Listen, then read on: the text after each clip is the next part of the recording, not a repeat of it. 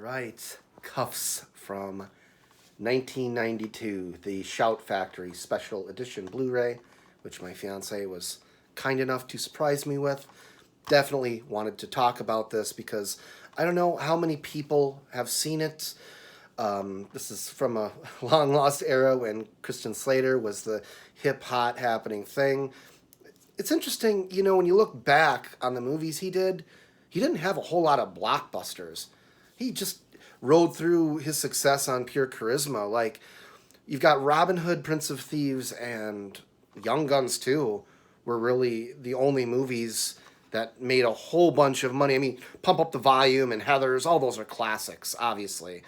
But they didn't find a whole lot of success on the big screen. So it just goes to show you the star power he had because he wasn't in a whole lot of blockbusters.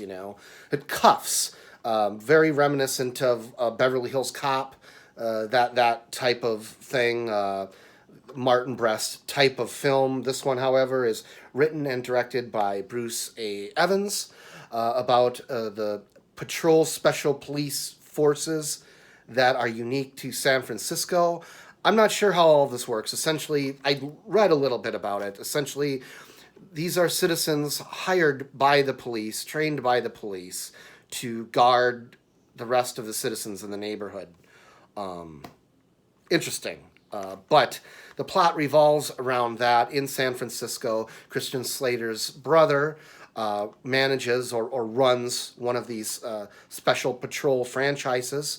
And after he's murdered, Slater, whose character George Kuffs is a bit of a wayward young man, shall we say, hasn't quite found his path in life and breaks up with his girlfriend early on. He takes over this special patrol franchise in honor of his brother and to find his brother's killer. That's his main motivation, and it's an action comedy with a little bit of the buddy cop thing going on. Tony Goldwyn is in here. Wonderful. It's always interesting. You can tell what type of movies people love because when you mention Tony Goldwyn, some people go, "Oh, Ghost! I love Ghost." Other people go, "Jason Lives." So, yeah, Tony Goldwyn is hilarious in here.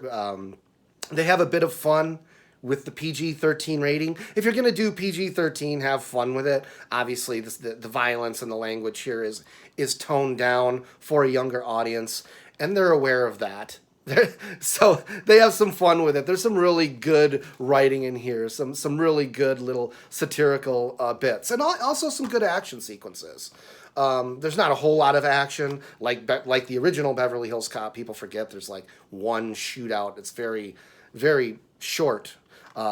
Ditto with this, but this is Slater's vehicle, and he has a lot of fun with this dialogue and this concept of this cocky young kid sort of taking over the rest of these cops or patrol people and trying to find this killer.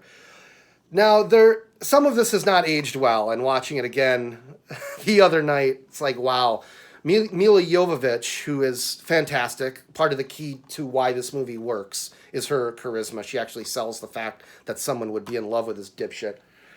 But she was only 17 in this, which is weird. I mean, I suppose if you're a 15-year-old kid watching her dance around in her underwear, it's not going to be a huge deal. But yeah, now, and Slater slobbering all over her. How old was he when he did this? I mean, I'm not making a big deal out of it. I'm just saying that element of it has not aged well. I know she was a model and, probably, could handle the set, but it just, yeah, that element hasn't aged well.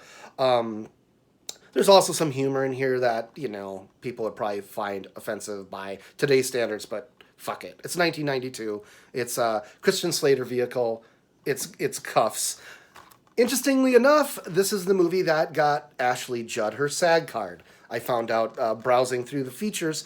Ashley Judd tried out for Milla Jovovich's role, and they went with Milla, but I hope I'm pronouncing her name right. They ended up going with Milla, but they liked Ashley Judd so much, they gave her like 2 or 3 brief shots in here just to get her SAG card. So if you're looking quickly, you can, catch Ashley Judd in a couple moments here and there. Excellent film. I mean, it's not a deep philosophical movie, so I'm not gonna go in depth on it. You know, there's some really crude humor in here. A dog farts at one point, and one of the highlights of the film. That type of humor.